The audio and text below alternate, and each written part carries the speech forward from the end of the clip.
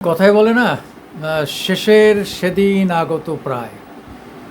মানুষের বয়স, মানুষ কেন, প্রত্যেকটা প্রাণীরই একটা বয়সের সীমা আছে। সেই সীমা আহ, শেষের দিকে গেলে তখন বলে, হ্যাঁ, যে সীমা আগত প্রায়, নরা গজা বিশেষ হয়। হ্যাঁ, অর্থাৎ মানুষ 120-এ, হ্যাঁ, আহ, হাতে 120 বছর বাঁচেন আর কি।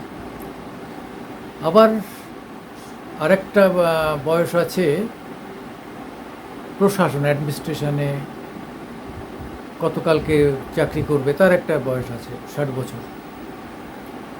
তেমনি একটা সরকারের বয়স আছে, সেটা হচ্ছে 5 বছর। তা পাঁচ পাঁচ করে অনেকে বয়স বাড়িয়ে নিয়ে, যেমন এখন মমতার 14 বছর। তা মমতার তো মানে দেখে বোঝা যাচ্ছে ঘন্টা বেজে গেছে, শেষ ঘন্টা বেজে গেছে। তিনি যা বলছেন, যা করছেন, সবই ভুলভাল হয়ে যাচ্ছে। আজকে বিশাল রাস্তা হাঁটছেন যাদবপুরে থেকে গোপালনগর, আজকে শেষ প্রচার। বিজেপিও দেখছি বরানগরে এটা করে মিছিল টিছিল করছে। ফলে শেষ মুহূর্তে একটা বড় ধামাকা করার চেষ্টা করছে কলকাতায় মমতা। কারণ গতকাল মোদি যে ভেলকি দেখিয়ে দিয়ে গেছেন, অর্থাৎ মোদির যে যাত্রাপথে যে পরিমাণ ভিড় হয়েছে, দুপাশে যে পরিমাণ উৎসুক জনগণ দাঁড়িয়ে দেখেছেন তাকে, তার সঙ্গে একটু হাত মেলাতে, একটু তার সঙ্গে দৃষ্টি মেলাতে আপ্রাণ চেষ্টা করেছেন। যারা মেলাতে পেরেছেন তারা নিজেদের ধন্য মনে করেছেন। সেই জায়গায় দাঁড়িয়ে বলতে হয় আজকে পাল্টা দিচ্ছেন দিদিমণি। যাই হোক, বলে কয়ে লোকটুক জড়ো করেছেন, করতেই হবে, উপায় নেই, দেখাতে হবে মোদি তোমার থেকে আমি জনপ্রিয় বেশি। দেখান, সবই ঠিক আছে, কিন্তু মানুষের মন বোঝার সাধ্য কারণে, হ্যাঁ, মানুষের মন হচ্ছে লক্ষ টাকার ব্যাপার। হ্যাঁ, সেটা বোঝা খুব কষ্টকর আর কি। ঈশ্বরই বোঝেন না, কথায় কথায় বলে যে ঈশ্বরই বুঝতে পারেন না তার নিজের সৃষ্টির মন, তাহলে সাধারণ মানুষ কী বুঝবে? ফলে কি হবে না হবে সেটা আগামী দিন দেখবে, আমরাও দেখব।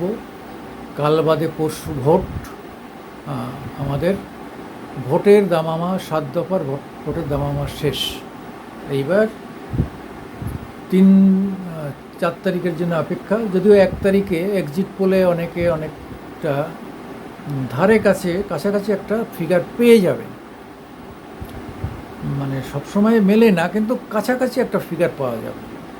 সেটা 10% থেকে 15% হয়তো ভ্যারি করতে পারে, মানে কম বেশি হতে পারে, কিন্তু মোটামুটি একটা কাছাকাছি ফিগার আমরা পরশুদিনই পেয়ে যাব এক্সিট পোলের মধ্য দিয়ে। বহু সংস্থা, বহু মিডিয়া এক্সিট পোল করবে।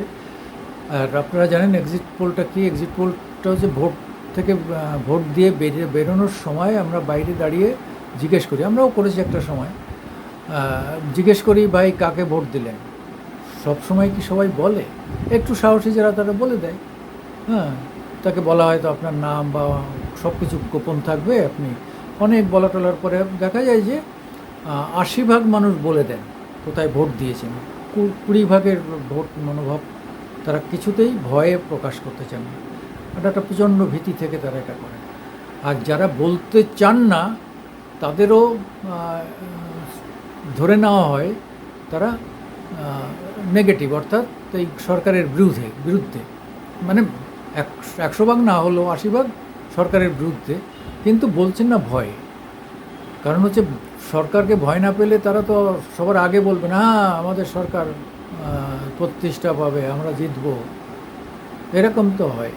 যাই হোক, এক্সিট পোল থেকে আমরা পরশুদিনই পেয়ে যাব যে কোথায় কে কত পাচ্ছে। আর 4 তারিখে আমরা পুরো ফিগার পেয়ে যাব, তারপরেই হবে খেলা। এবং পশ্চিমবাংলার খেলা দেখার জন্যে সারা ভারতবর্ষ উন্মুখ হয়ে আছে। এখানে দিদি বনাম মোদির লড়াই, কে হারে কে জেতে, আমরাও উৎগ্রীব হয়ে বসে আছি। তবে আজকের মিছিল কিন্তু দুপক্ষই বেশ জমাটি মিছিল, এই মিছিলটা উপভোগ্য হয়েছে।